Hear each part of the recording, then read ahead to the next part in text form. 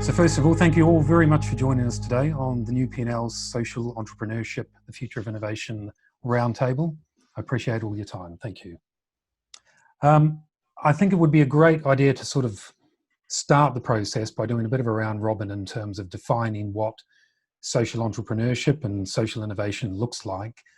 Everyone brings their own perceptions to the table of that. And I think for ease, perhaps we'll do it alphabetically.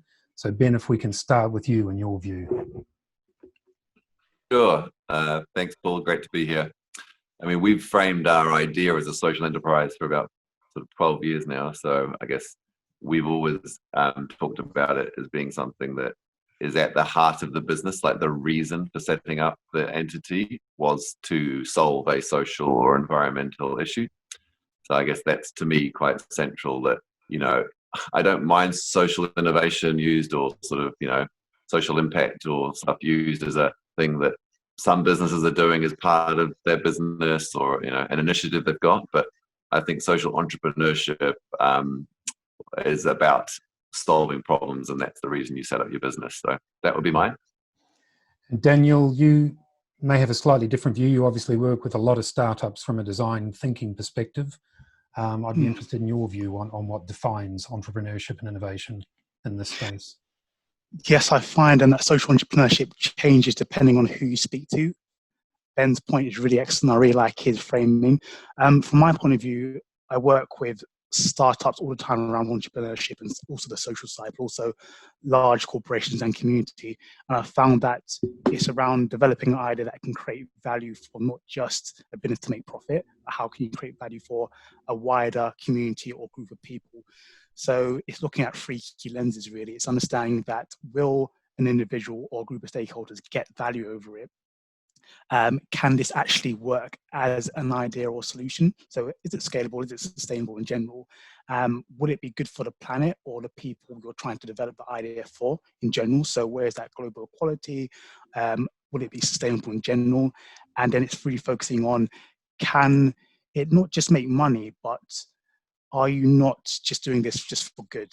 Can you actually develop something that's overall long-term creating value, and you do not need to get grants all the time so you can develop? So that's my idea, really. Thank you. Emma, with your role as entrepreneur in residence at Capital Enterprise and your head of delivery for OneTech as well, you're working with quite a diverse range of young entrepreneurs particularly. Yeah. How is it defined within that scope in terms of social innovation and entrepreneurship? Yeah, I mean, there's not much to add, I would say, from what both Ben and Daniel have said. Really, you know, as they've said, it's really about having a social purpose, social aspect at your core, providing value, being sustainable. But through my lens, as you've said at OneTech, you know, OneTech is all about creating opportunities for underrepresented founders. And actually what's interesting there is that a lot of the entrepreneurs that we see do have a social aspect to their business, quite interestingly enough. But yeah, through that lens, it is very much, they have to be tech. They have to have a tech element. Because of the nature of Capital Enterprise and OneTech. So it's basically all of those things, but there needs to be a tech aspect to it. Yeah, and Hilary, your role with SOCIETYINSIDE is obviously quite heavily focused on the various areas of technology specifically and tech for good. I'd be interested in your perspective on social innovation from that angle. Well, you know what? I have a bit of a problem with the whole concept of it, to be honest. Being rather old and in it from sort of like 1989 or something like that, because there's two assumptions that I think are counterproductive. One is that ordinary business people and ordinary entrepreneurs are simply out there to scam the system and cram as much money down there, you know, in their pockets as they possibly can, which is wrong. So, you know, even the people like, you know, I speak to BSF the other day, the big chemical company, desperately trying to find sustainable packaging, even biotech companies who really got into this to change the world, to make the world a better place. So it sort of aligns, you know, everybody else as baddies, which doesn't encourage them to be good, I think is my view. But also I feel it silos you guys a bit too, as this sort of little narrow goody-goody people. Actually, and with the attachment to that, oh, they don't really make that much money, those people. you end up having to argue that load of cobblers as a discussion, instead of just getting on with doing your work and doing all of the things, including making money, that businesses and innovation is all about. And I'd love to, I know I'm not supposed to ask questions, Paul, but I'd love to know what you guys find about that sort of, dilemma. Yeah, absolutely. And we can certainly discuss that through the course of the discussion today. Kelly, I think I've just demonstrated I'm not too familiar with the alphabet. What was your view? I think, well, again, not tons to add. I kind of agree with Hilary to some extent that we can get bogged down in definitions, and that distracts from the work. And I think the two terms, social innovation and social entrepreneurship, are often confused and used in different ways. I think really succinctly though, social innovation for me is a process. So anyone can do social innovation. That can be an organization, a large corporate, a charity, a team, an individual, a project can do that. And it's essentially a process that delivers an impact that addresses an injustice or an inequality. And sometimes also those innovations don't have to be huge things. There can be small frontline teams working in GP surgeries that make a small improvement to the way the staff team organises and communicates, and that can have huge impact on patient outcomes, but it might not be described. And then secondly, for me, social enterprise, I think, is a mechanism, a model through which that can be delivered in both a commercial and purposeful way. Social enterprises are often misunderstood because it's not actually a legal structure. There are lots of different structures for how you can be a social enterprise. Yeah. Large corporate businesses, can be social enterprises. But I think the intent is important, and I think it's important not to get too distracted by all of the definitions. But yeah, that's my 2 pence worth. And Mark, from your perspective, with sort of sitting at an organisation that scans across this sector. So I agree with virtually everything that's been said. Certainly that social enterprise isn't one legal model, that it's a family of models. And I do think the primacy of purpose and impact is critical. And I think lots of businesses do good, but I think where there are businesses setting out to solve an inequality or a problem or an injustice, it is to me a defining feature of whether it's a social enterprise or not.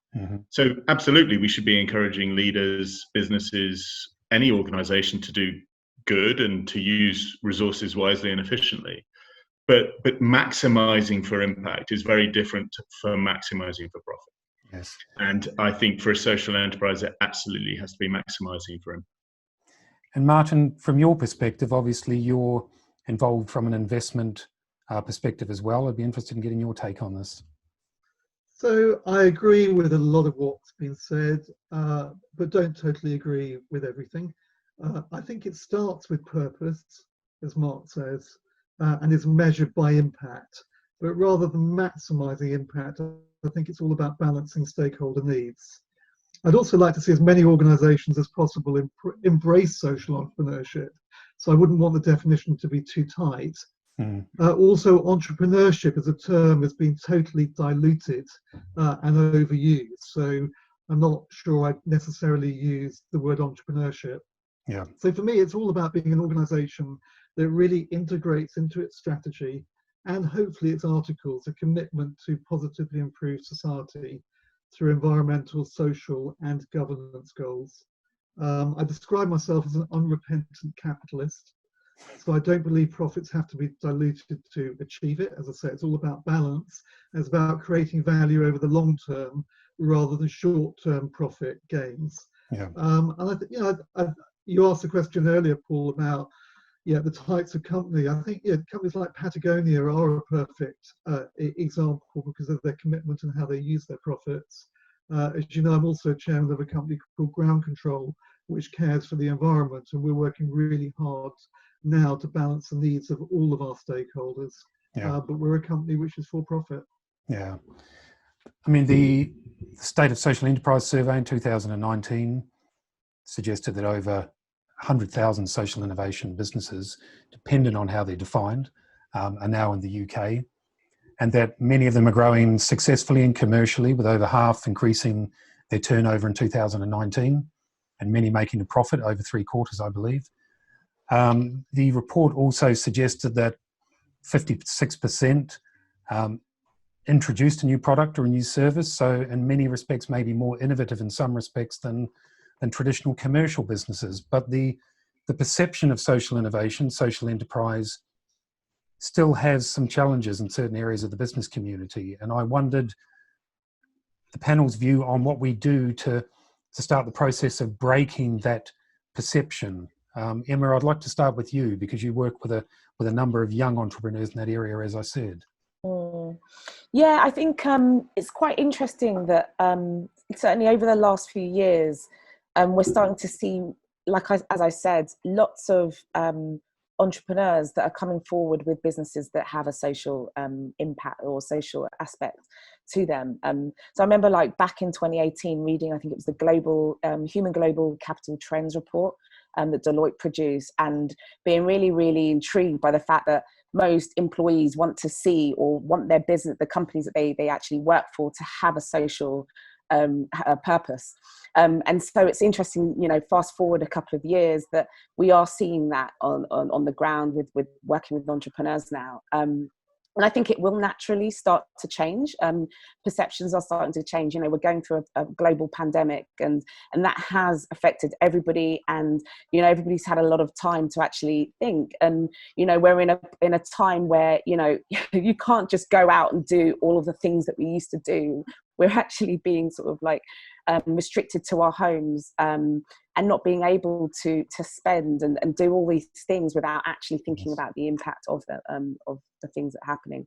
So at Capital Enterprise, you know, one example is that obviously we have been having these weekly lunch sessions that were triggered through the murder of George Floyd, and it was sparked by a member, one of my colleagues, Lotta. So every week on a Thursday, we have it actually today, and we've been having these 1 hour sessions just taking a deep dive into racism and into, you know, all of these different injustices. And naturally that has moved into speak about values, or talk about values, and talk about what do we stand for, you know. Yes. And I know that a lot of other companies are not having these conversations, but it's interesting that, you know, these world events, whether it be the pandemic, the George Floyd ones, they're actually triggering this, you know, this, there's almost like a consciousness, like let's say expansion in some ways of people's consciousnesses into all of these things that maybe didn't affect them, or they didn't think affected them before, and, you know, are actually affecting them now. So I think, you know, essentially more education, more conversation. It starts one person, one business at a time, but I'm positive that we're going to start to see these things move forward. And now, as I've mentioned before, I'm starting to see them happening through the businesses that I encounter and I work with. Yeah. Ben, you're a CEO and founder of a business that plugs into commercial brands to, I guess, awaken their conscience in certain areas. I wondered whether you've seen a shift up as a result of the pandemic, and a more awareness in your clients and your prospects in that regard.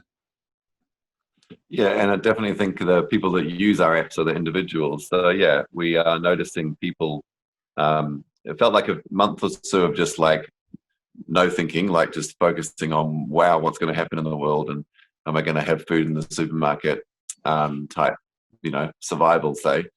But yeah, since then, I think there's a lot of good data that shows that businesses that had sort of focus around social and environmental and all these things have actually survived really well. So I think that we're noticing that a lot of our businesses are fine. Like a lot of the members have actually got resilience, they've got good staff, you know, loyalty, and whatever it is, they've got things that are actually making them quite resilient firms. Yes. But yeah, I do feel like there's a lot of I guess growth in this space, and I do think that the whole the idea of trading off sort of social impact for profit as well, I don't believe that. I think that there is a massive opportunity to both get social impact, and that delivery gives your business more chance to succeed, because customers want your product more than the competitors that are delivering it without the impact. You know, staff want to work for you. Like we're getting, it's just really interesting about this idea that there's this trade-off. In our product, we don't believe that. We believe it's the opposite. Yeah. We mentioned in question one, lots of people discussed the definition of social innovation. For some it's too narrow. For some, entrepreneurship or entrepreneurs is an overused term. Another one that features quite prominently in this sector is patient capital to describe much of the investment that's going into social impact or innovation enterprises. I wondered whether that term itself hampers some of the perceptions and some of the investment because of the reality and the perception that it does take a while for that investment to return. Martin, perhaps we can start with you on that. Yeah, look, I've spent over 20 years running tech businesses, and I now invest. And the reality is all capital needs to be patient. So I'm not sure that calling it patient actually helps. I think what they're trying to say is that it's sustainable value. So you're building greater value over time. Most of the companies I've run are effectively SaaS, software as a service. So you're building long-term annuity value. I think that's really the key with the sustainability, is that, as Ben said, yeah, if you look at where value leakage occurs in any business, the most leakage you get is through high staff turnover. So anything you can do to actually ensure that the employees want to work for you and stay working for you helps. So that's good business. And it's the same with your customers. You want to provide them with an amazing experience, and you lose value by losing repeat customers. So it is good business to create something where you've got long-term sustainable value, because you've got high customer retention, high employee retention, because you're doing good things. So I don't like the term patient capital. I think it's about creating sustainable value. Yeah. Kelly, you've come from a management consulting background and you've worked with a number of social enterprises in that sector, and now you've moved into the sector more thoroughly. I'd be interested in your view, having experienced it from the consultancy side and now sitting in the social enterprise space. Yeah, no, it's patient capital. I know what you mean, Martin. I think it can be misleading, because I sort of agree all capital should be patient. I think what resonates for me though with the term is this idea that the applying some of maybe the more traditional, more aggressive kind of commercial VC models to social and environmental impact doesn't drive the right behaviours or outcomes, and doesn't do the right thing for those founders necessarily. And I think if we're thinking about solving some of the incredibly complex problems that social enterprise are looking at, whether that's homelessness or education inequality, those things aren't going to meet quarterly ROI targets. We need to apply a different lens to these really intrinsic problems. And I think I'm excited about starting to see some of the more kind of creative, ambitious, more experimental models. That we can try and find some of those old, social impact investors who are thinking about looking at different models. I was reading something recently about revenue-based financing, which I think is I'm not a finance expert at all, but I think it's relatively new, even in sort of commercial startup world. And they were looking at that as a mechanism for social founders, because unlike equity, it means that you don't need to give up you don't need to give up ownership in your organization, and it means sometimes you don't have to take on debt. So it means that founders lots of them, especially social founders, need working capital to scale and to start. So it's quite an interesting option. I'm sure there are many others, but I think this idea of being a bit more creative about how we can support social founders and finding VC and funders that are up for that is exciting. I mean, all entrepreneurs bring with them to their new venture subjectivity or bias or certain assumptions based on their own life experience and ethnicity and culture and social environment and so on. So social entrepreneurs are no different in that regard. However, the core values that underpin that social innovation business and the decisions that social entrepreneur makes could, on the basis of their bias and assumptions, have potentially a negative impact on the very people they're trying to or hoping to help. So I wanted to have a quick discussion around sort of how do social entrepreneurs assess and measure and address and account for these biases and assumptions? How do they know they're going to start from the right place with their social innovation? Daniel, because you're the design thinker specialist, I'd love to start with you in terms of how do you design out bias, or how do you design out assumptions and bias in that process with a new startup? So that's quite an interesting point. So from my point of view, it's really around how can you focus on the community and not just the people you're trying to support in terms of social innovation, but the wider players. So what are all the touch points? What are all the interactions? And what are the second and third touch points that you might not think about when you're developing your solution? it's quite interesting. So in my spare time, I also work with Open IGO London, and we put together a prize around Food Systems Vision Prize, which really focused on how can we reimagine food in 2050. And what was a really interesting insight was around how different participants from around the world solve different problems using design thinking. So if you think about Europe, they used a very technology-based solution, an idea, but when you compare it to someone, let's say in America, for example, they focus more on community. If you think about the Africa-Asian area, that was focused more on how can you create a physical product, where you would think about someone from, let's say, another part of the world, they really focus on how can we think of a high-level futuristic type of solution.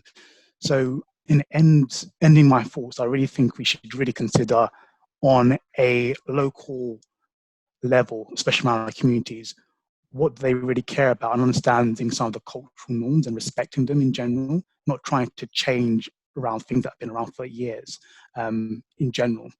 So that's my overall thoughts. Okay. Hilary, from your perspective, what's your view sort of working on the tech side as well? Because clearly the tech industry and the social innovation space has the potential for wide-scale amplification of technology for good, but there are also implications that go with that. Yes, I'm running a project at the moment which is on trust and the governance of tech, and trustworthy governance and trustworthy tech. And part of that are these things which are, surprisingly academics agree on, the drivers of trust, which are about fairness, inclusion, respect, transparency, all those types of things. And actually, we talk about leading with the problem, leading with the people, and then driving the innovation, or the governance innovation as well as the innovation. Yeah. So it's trying to make it much more of a collaborative effort than this entrepreneur has a great idea. Hey guys, what do you think of that? Oh yeah, that's quite good. Okay, we'll go and do it. So much as, what is it, getting really immersed in the problem, or the problem, obviously with you guys, I'm sure you'll find that much more, it arises from the community or from the problem. I don't think it has to be local, actually. I think it can be global, and I think it can be international, as long as it arises from the problem and the people having the problem, rather than some detached person's idea of what the problem is, which bears no resemblance to the reality. Yeah.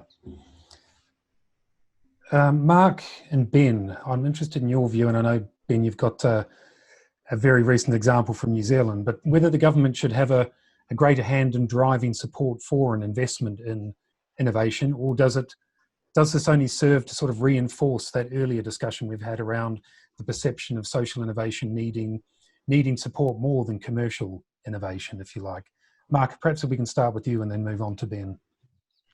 Well, at the moment, the current status is that social enterprise gets significantly less support from government than SMEs and other industries. And if you look at what's happening through the pandemic response, you see actually, in terms of industry bailouts and kind of support packages and stimuli, that's provided to the commercial sector is so much greater, disproportionately greater than that to social enterprise. So I think leveling that up would be great, just from an equity kind of fairness perspective, and because I think the type of recovery we want, which is a more meaningful employment environment, more kind of an inclusive employment environment where communities have more determination of what they want and need, is kind of really well served by social enterprises. And so I think I'm a fan of government stimulus that is well defined, well thought through, well focused, rather than just kind of assumed or just handed out willy-nilly. So I think government stimulus, it can be a really good thing. I think the terms on which it happens, that also makes a difference, right? I mean, it should be a stimulus and then kind of hands off, rather than government trying to manage any of this social innovation.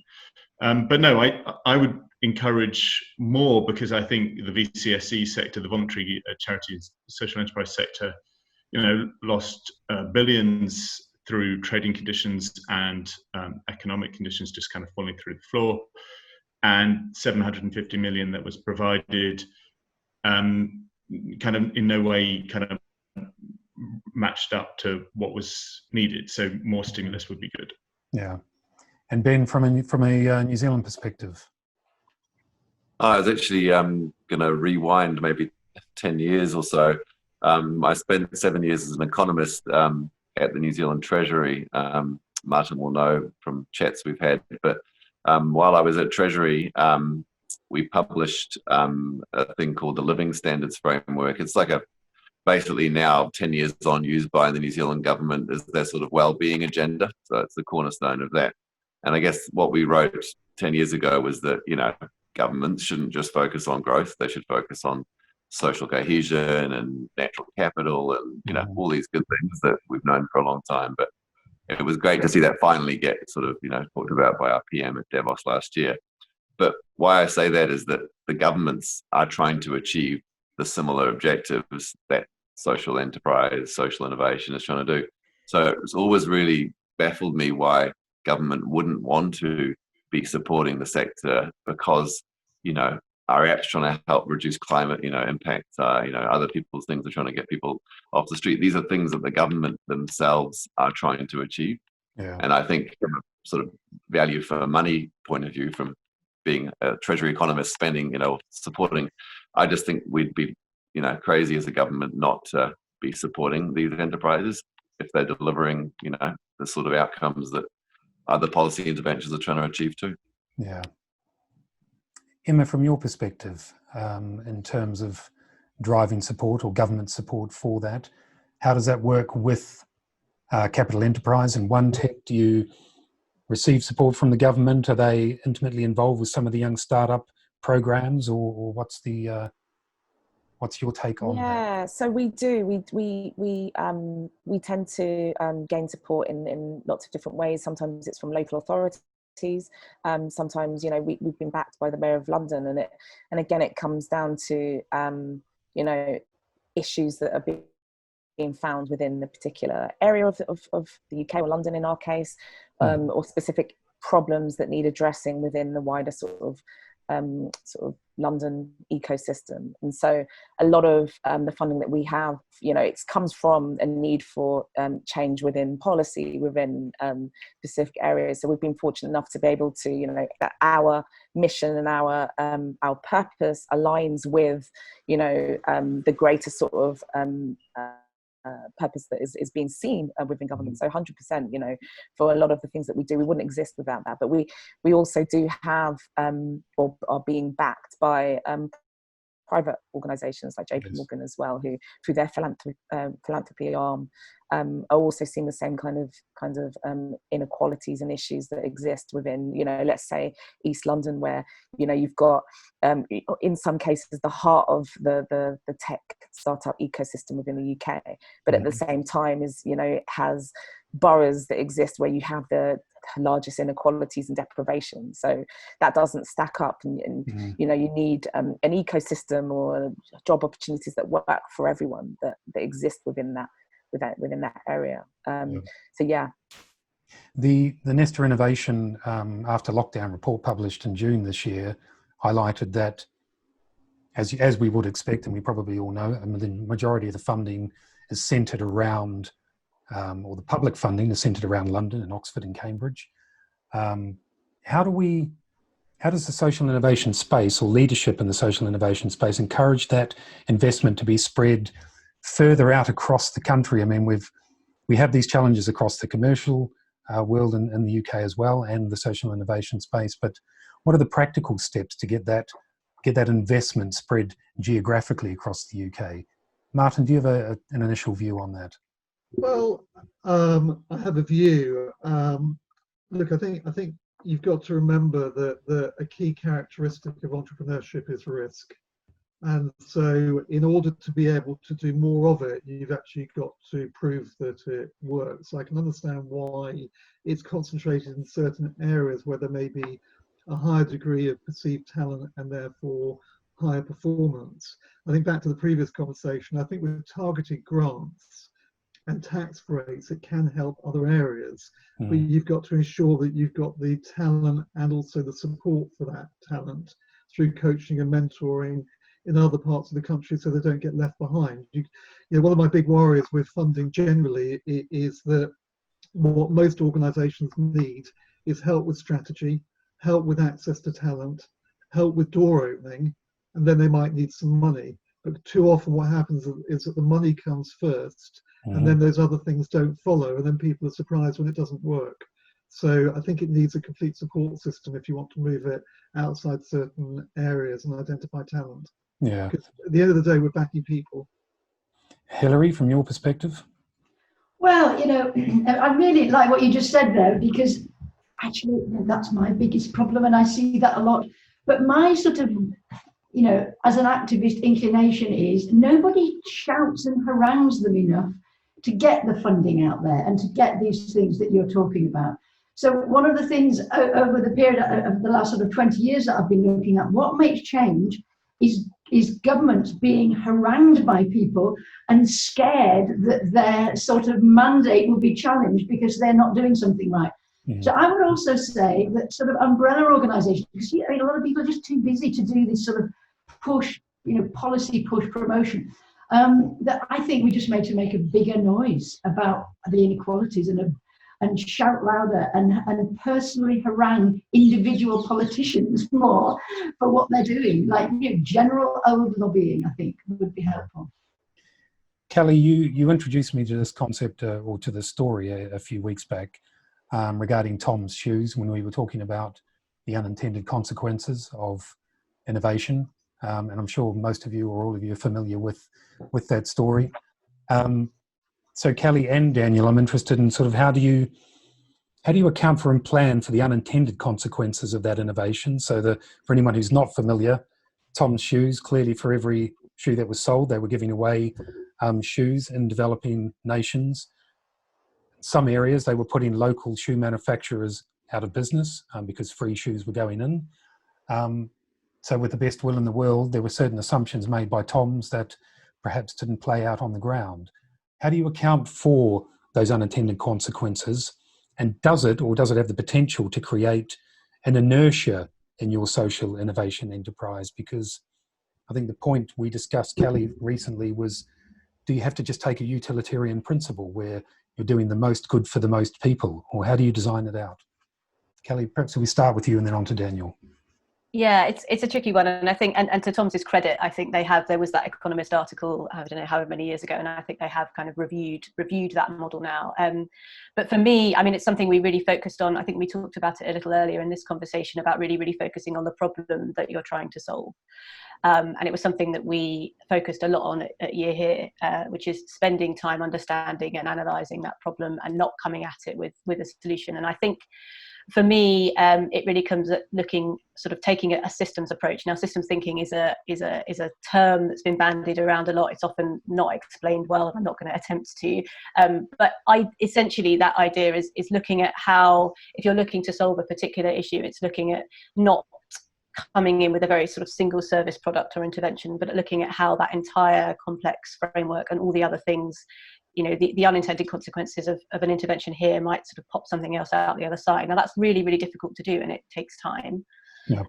There's an interesting, I guess, analogy, which is kind of looking at how you think about the power imbalances of an intervention that you might make. And it also comes a little bit back to the previous question about social entrepreneurs and their potential biases or not. We all have bias, so going in and just accepting that and knowing that and addressing that up front. And there was a great article recently in the Nonprofit Quarterly, which sort of explained systems approaches with this idea of, I think they talked about sort of arrangements and effects. So it talks about a really simple example of a school classroom. And if you have the traditional setup of teacher at the front and chairs all in rows, how that creates a dynamic within that. Whereas if you have, you know, chairs set up in a circle, it changes that power imbalance. And then it extrapolated that out to think about, you know, ideas and arrangements about work and value and labour and capitalism and gender and race. And it, you know, it's well worth reading, but it's thinking about really looking at taking a systems view on an intervention that you might make and being really aware of making sure you've included everyone in how those decisions are made. And Daniel, from your perspective on that. So first of all, I want to applaud Kelly. It's so refreshing to see someone use a system thinking approach where they're not trying to solutionize an idea straight away and starting from a problem and trying to iterate over time. Going back to, I believe it was Emma's quote as well, we really need to think about different areas and how they've been impacted over time, especially East London. So a good example is a lot of my work, especially around social innovation, is around looking at a community lens. So how are local communities being affected? So a good example, I worked with Hackney Wick a couple of years ago, still working with them in some cases, but their whole environment has been changed so much, especially with the London 2012 legacy. A whole influx of new people. You've got creatives, you've got people that have been there for generations, you've got huge companies such as BT coming in, BT Sports coming into that area. How do all different actors work with each other, and how they're going to be affected over time? And there's no quick fix. A good analogy I always like to use, it's a sports term: slow is smooth, smooth is fast, and fast is dangerous. You need to take time to iterate and understand what are some of the key challenges that different stakeholders are facing. And one solution can't just fit all of them. You've got to really work with them, understand what their pain points are and what challenges they're facing and how that might evolve over time. Yes. So hopefully that kind of works in terms of what Kelly said in your question. Yep. I'd like to get the views of all the panel on this, and we can go around, perhaps start with Ben. We have to imagine or reimagine many things at a national and international level as we eventually, whenever it is, when we emerge from this pandemic. Hilary, about 10 minutes before this, I caught your WEF based article on Medium on the 4 building blocks for the reset. I didn't have time to get all through it, but I had a quick skim.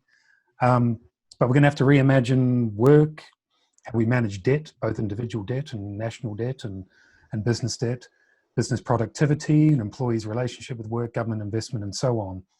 What role can social innovation and entrepreneurship play in the rebuilding of this society and the economy? Or are we too ambitious in that regard? You know, we had a financial crash in 2008. There were lots of commentators that believed the world would change after that. Didn't really fundamentally change. We find ourselves in a different but similar predicament now. What can we do to facilitate real change this time around? Ben, if we can start with you. Sure.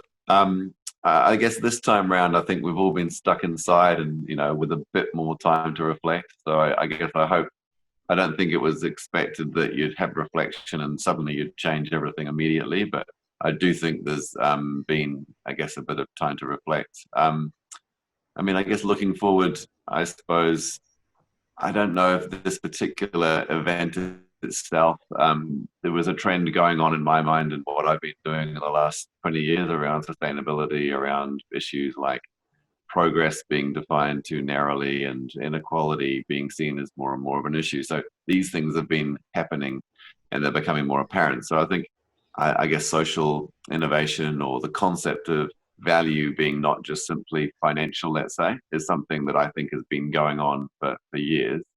And I guess, yeah, I hope that the sort of reset or the rebuild or whatever you want to call it is a chance to sort of just continue that progress. I think hopefully with a little bit more, that reflection has helped us to sort of think about these values in a little bit more sort of in front of us rather than being something, you know, off to the side.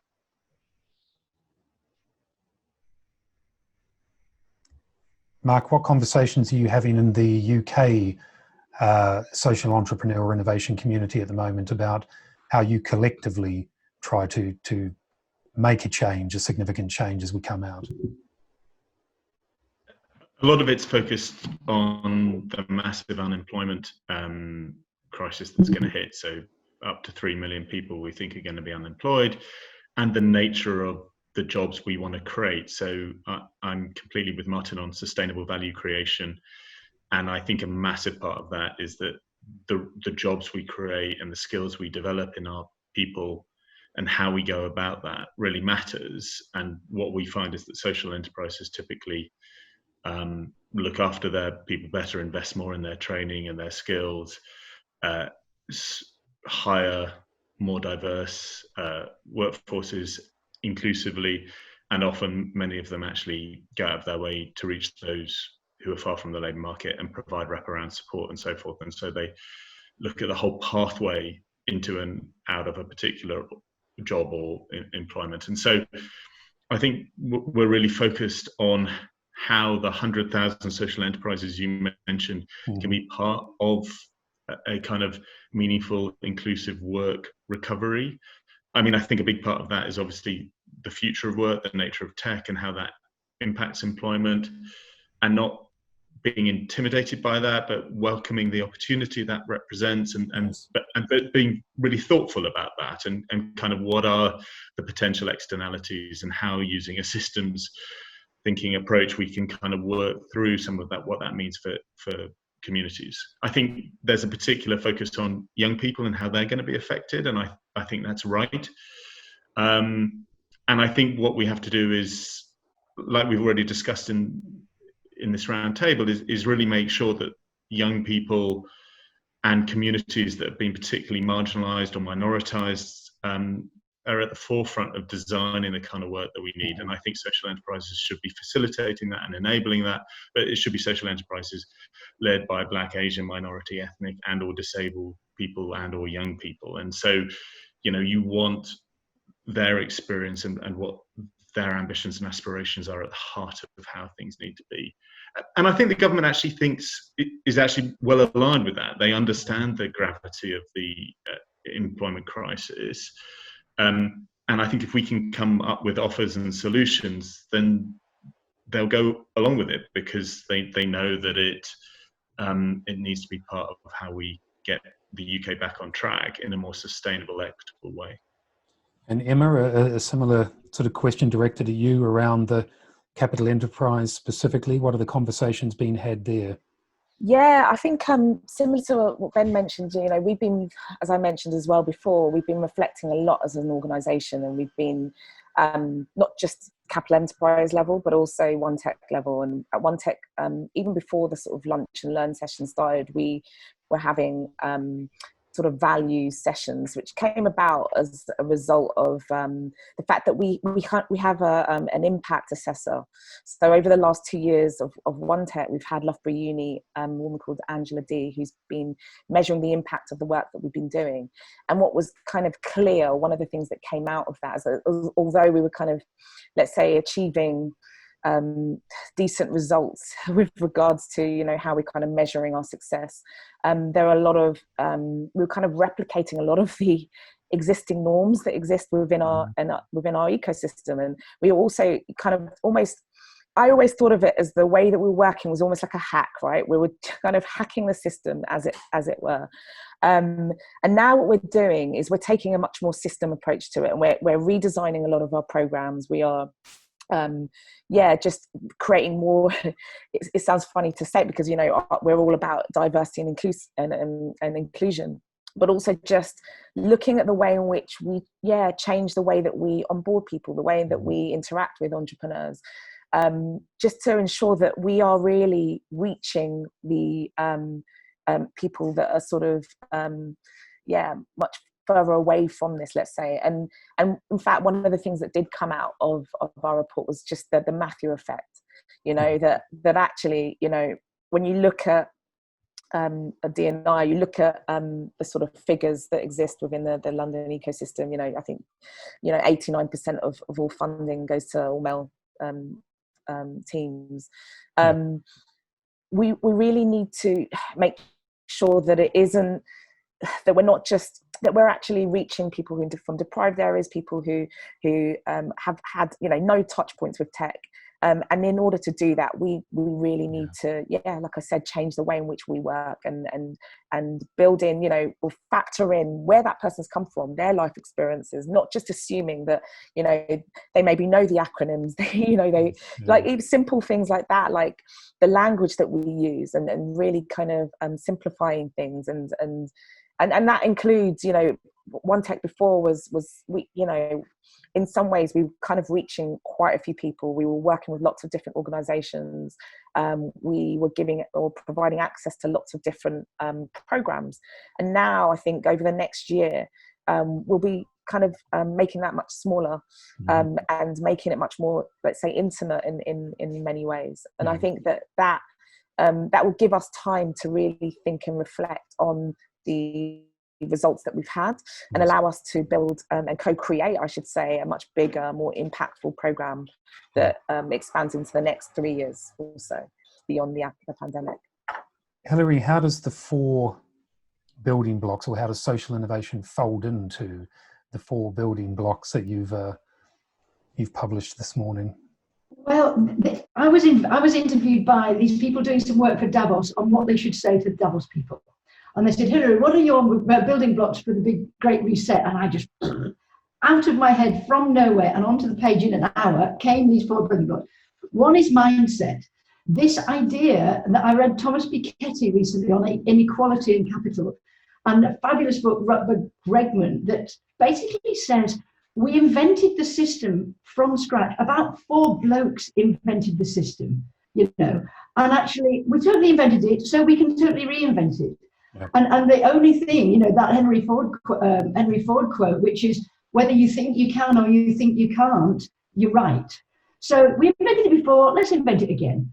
The next thing is about new metrics. So what you measure is, what, you know, measuring what matters changes everything. So GDP is measuring the wrong thing, and measuring the right things like donut economics or UN development indexes and all happiness indexes, those things.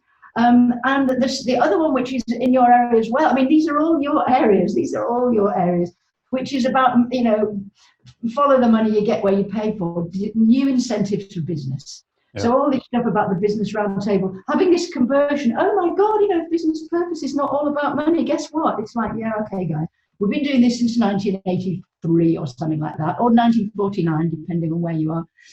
But also this concept, which again is been part of what you've been talking about. The thing that is the problem is the disconnection from the problem.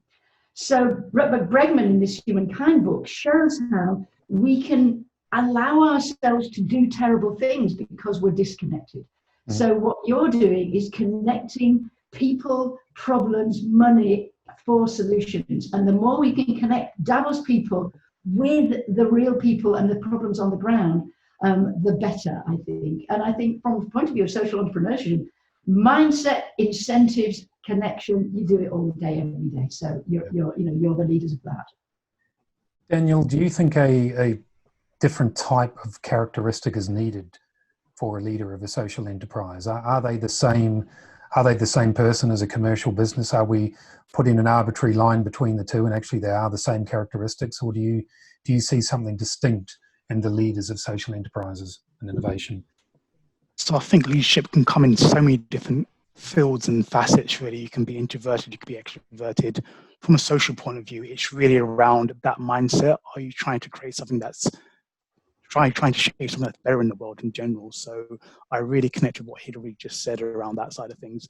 Whenever I'm working with startup founders or working on a social impact cause, I always start around the mindset. So how they think and how they try to develop an idea around a problem is really key in general. To go from that, really, I think that's really, really key. It's really understanding what the founder really thinks about, what they really believe in, and making sure it aligns with their whole purpose. Because I think the worst thing a startup founder can do is work on an idea that they're not really fully behind. So I find that startup founder fit is so important over time. We hear so much about this purpose washing and whitewashing around large organizations where they see a new cause and they just jump on it and it feels so ingenuine. So it's understanding as a leader, especially if you're a founder or a social enterprise entrepreneur, what you really believe in. And Martin, would you like to add from that, or add to that from an investor? I think I agree with a huge number of points which have been made. And I think Emma said a little while ago, what do you stand for? And as a business leader, you know, I grew a business from 100 to 1,200 employees some time ago. So it was a lot of growth and a lot of change, and it made me sit back and think, you know, what's it like to be led by me, and what do I actually stand for? And so the values of the organization, which are the foundation, had to be ones that weren't just mine, but they were ones that were embodied by everybody in the way that we behaved. And I think, you know, if you look at also why do you do what you do, why I'm doing what I do now is, you know, whilst I said I'm an unrepentant capitalist, I want to harness business generally to recognize that they can do well by doing good. And the distinction between what was not for profit, I had a conversation with a guy a little while back, you know, who was sort of saying, well, isn't what you're doing in social impact sort of not for profit? And I said, would you call a business that loses money a not for profit?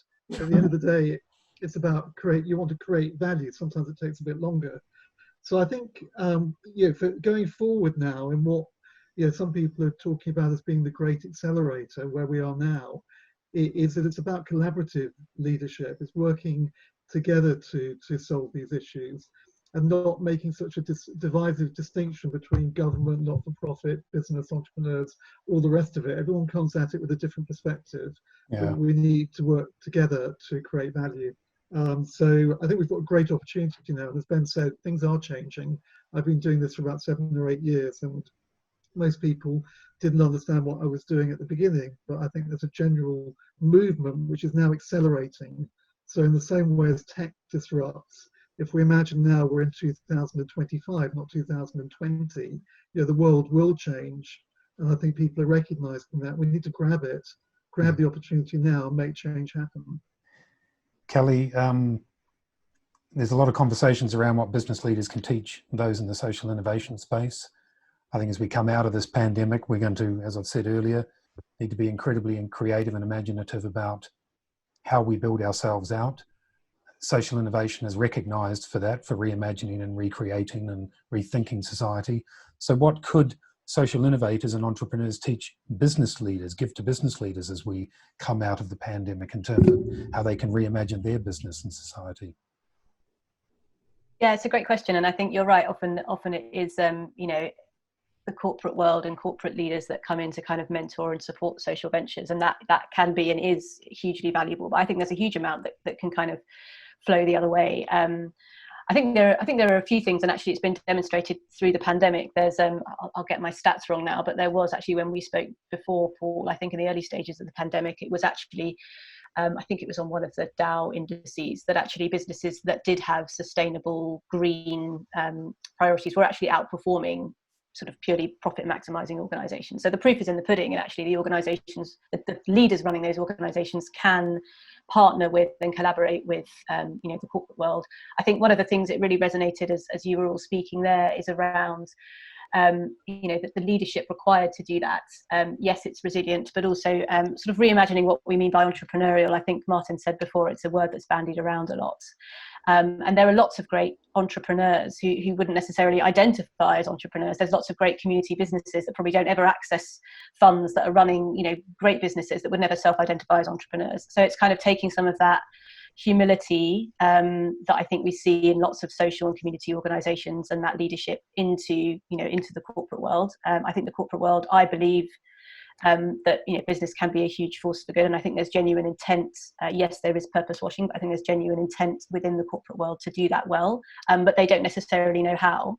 And I suppose I see, because of my corporate background before, and then having been MD at Year Here and working with lots of small businesses, and now speaking to lots of amazing founders, particularly female founders.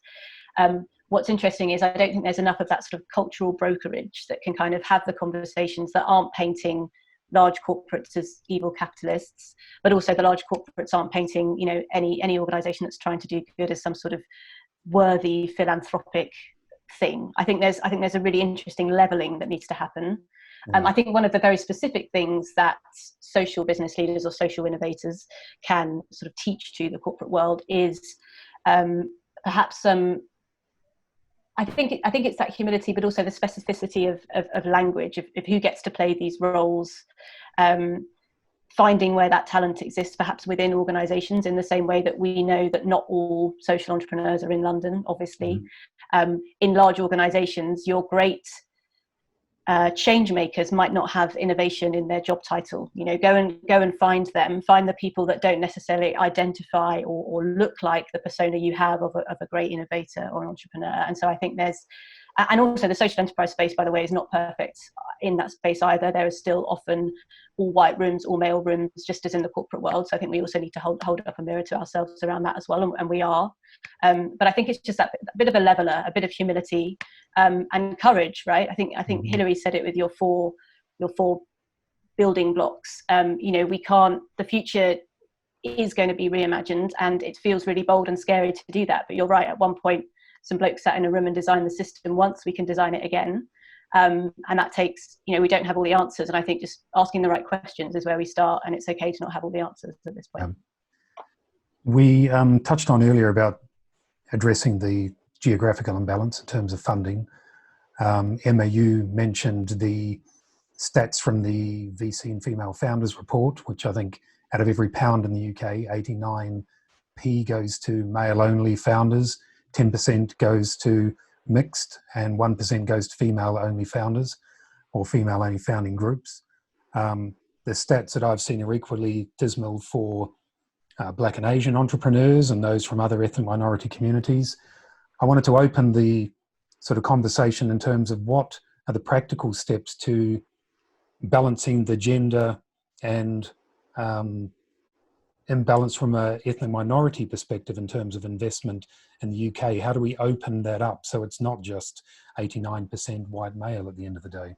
What are the practical steps? Who would like to start the conversation there?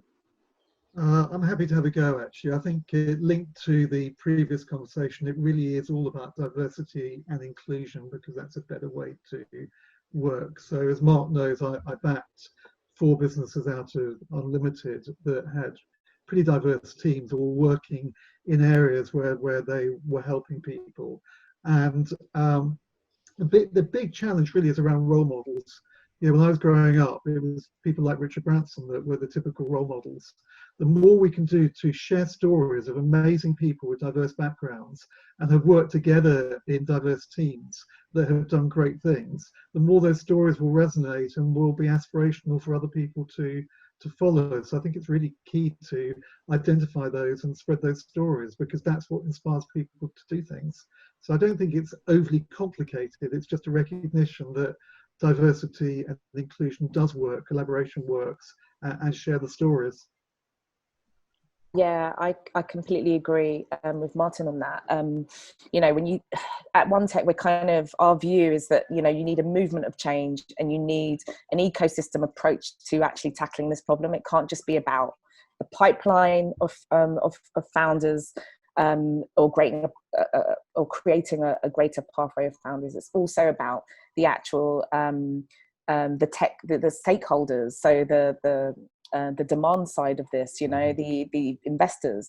I think it was in 2017 Diversity VC's report that stated that I think only about 47% of VCs or VC teams have a female representative, and that, so you have to kind of like take that ecosystem approach. You have to educate everybody within that ecosystem. Some of the stuff that we're doing is around obviously the research side of things with working with Diversity VC. We're also going in and doing D&I or providing D&I training to tech stakeholders or leaders, senior leaders within the ecosystem. There's just so much that could be done, and because from an entrepreneur's perspective, it's the same narrative. Newsworthy stories are usually the ones that are of, the Richard Bransons, the sort of people that have been there and, made a lot of money in doing so. And it's always those stories that are perpetuated. We're, in fact, one of the piece of work that we're doing is also on founder stories, and actually telling the stories of diverse founders to not only change the narrative, but also to encourage the next wave or generation of founders to come in.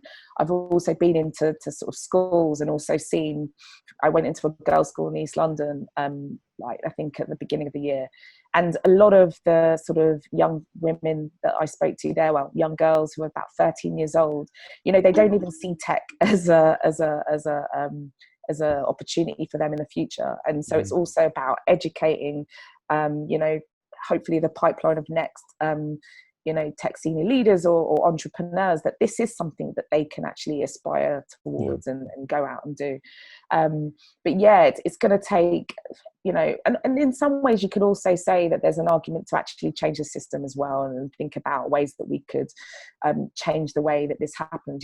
From a VC perspective, a lot of investments do go through warm introductions and go through, things like that. You have to, we really need to have a look at the way in which these deals happen, but also shine a light on those companies that are really successful, that do not just fall into the same bracket, because there are biases and people will go and look at investing in organizations that fit a certain mold. And you know, it all comes down on kind of babbling a little bit, but it all comes down to education, and there's just so much that we could do to change this. I'd like to agree with all of that. I think it's a big challenge in that it is about with intent tackling structural barriers. So I think you need to go after all the different barriers that are kind of put in front of people from different backgrounds. And I think one of the things we're trying to do is, so our decision-making panels now on who gets support now have to have a majority of Black, Asian, minority, ethnic and or disabled people on them. And we set ourselves a goal that 50% of the organizations that we support, at least 50%, should be led by people from those communities. And actually what that's done for the rigor and quality of our decision making and the talent that we're able to support is fantastic and is incredibly exciting. And so it's often people kind of think that it should be kind of like 15% or 20% or 30%. I think if we really want to tackle structural disadvantages, we have to go at this with real ambition and a real kind of equity mindset, that we're rebalancing things from a system that has significantly favored white men like me.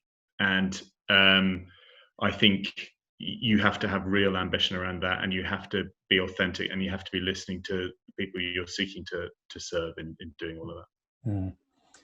Ben, do you have a view from a New Zealand perspective in terms of you know, the New Zealand government's investment in, for example, Maori and Pacific Island communities and entrepreneurs?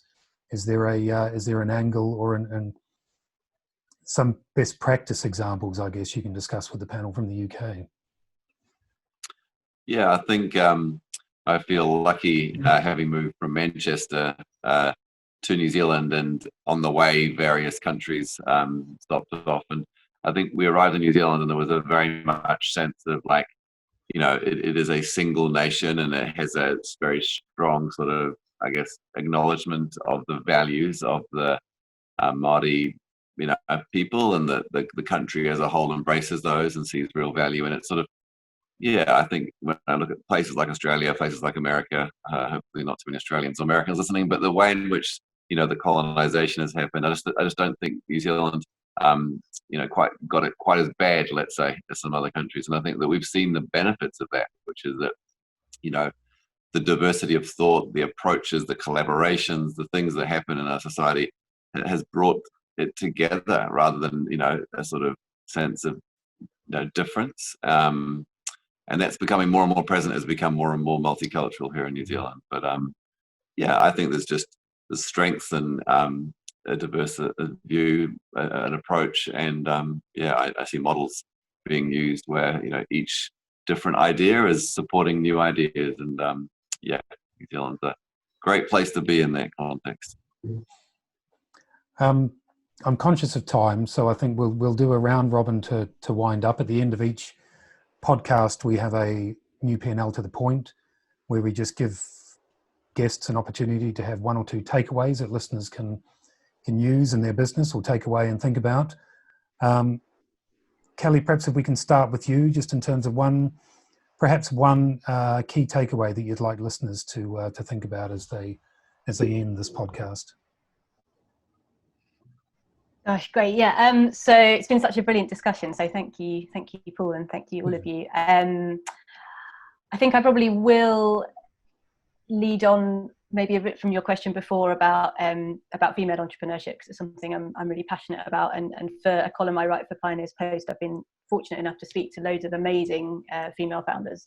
And I think this applies to any founders who don't necessarily fit the entrepreneurial archetype that so much of that system is designed for, which is, it is happening, and we need to be bolder. I think the entire system needs to be bolder in doing that, and actually changing the narrative about, you know, who gets to participate and be an innovator or an entrepreneur.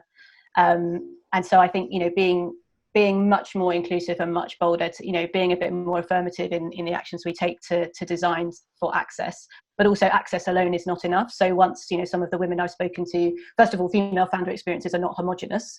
But some of the women I've spoken to say that, even once they are participating on lots of these programs, incubators, others, even then they're still experiencing, a lot of the inherent gender bias, racial bias, etc., that exists within those systems. So there's more work to do, but I think we need to find, exactly as Emma and others said, find those stories, celebrate them, platform them, and change the language so that it's not as paternalistic, and be really bold in how we do that, and kind of celebrate those stories, and kind of, I guess, attached to that, just again start thinking longer term about the types of organisations that we want to build, that we need to build, that are, exactly as Daniel and Martin said, measuring value in other ways, that are, circular, not linear, that are generative, not extractive. And those examples exist, those use cases are there.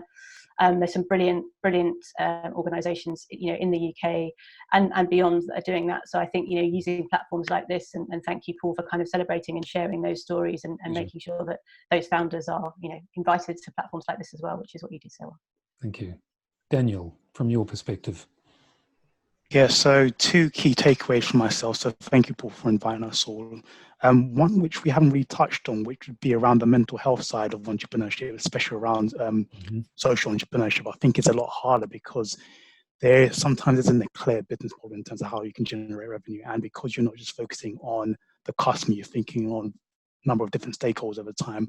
That could be a huge challenge, especially on a founder that wants to change the community or change the world over time. So I'd say, if you are embarking on social entrepreneurship, really take some time to find groups that can help you on the mental health side of things. The second point, again, is going through around how this whole new norm is affecting us. And I think Mark's talked about this as well.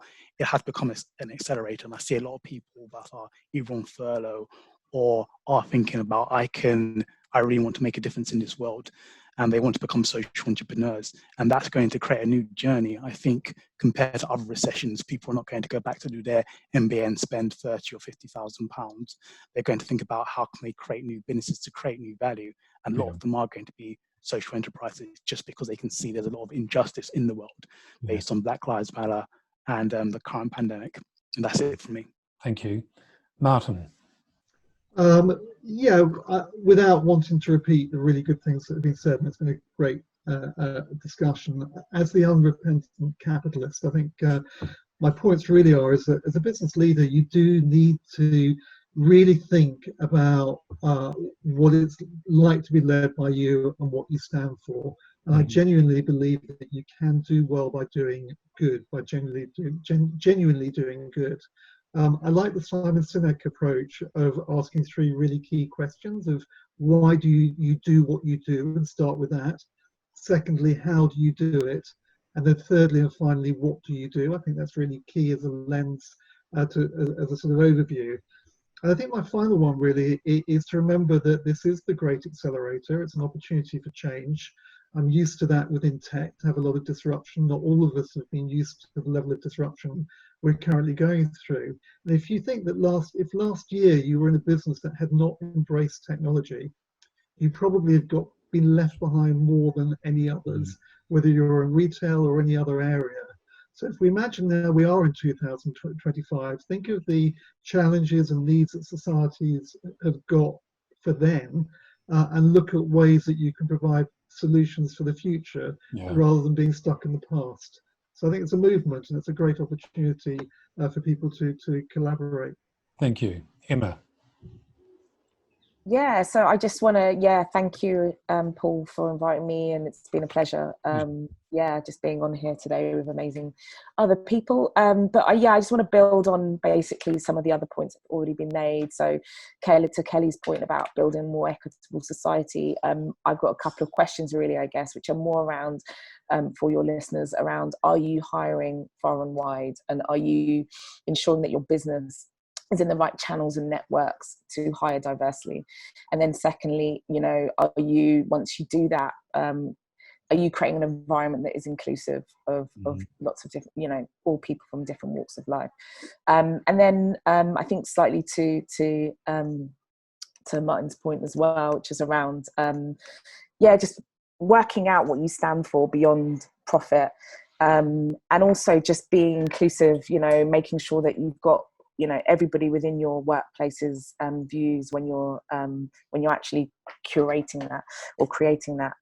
So what are the values that you and your team stand for? And that's me. Thank you. And Mark?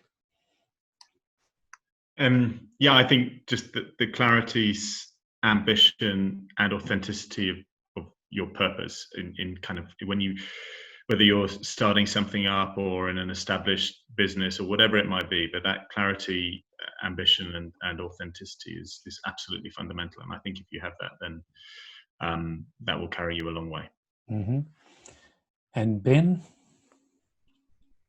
Yeah, thanks Paul and everyone for keeping me awake and sharing interesting thoughts on these issues. I think from my point of view, the thing that I guess I'd encourage people looking in social enterprise or people, you know, in the sector is to think, how are you creating value and how are you communicating that value to your stakeholders?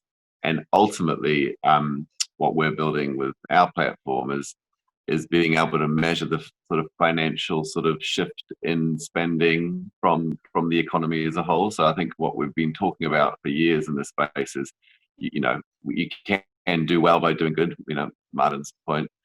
But what we're really lacking is like really strong evidence around the market shifts that are going on. And we've got that data starting to prove it. And I think that is probably what I'd encourage businesses to look to do, is to say, like, how do we actually measure the added benefit we're getting as a business from the value that we're creating? And I think if we can start building those sorts of business cases, I think you'll see a lot more people flocking to this space, which would be great.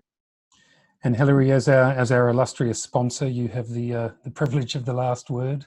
Right, sponsors perks, excellent. I wanted to ask a favour and make an observation. So I was last year the co-chair of the World Economic Forum Values, Ethics and Innovation Council.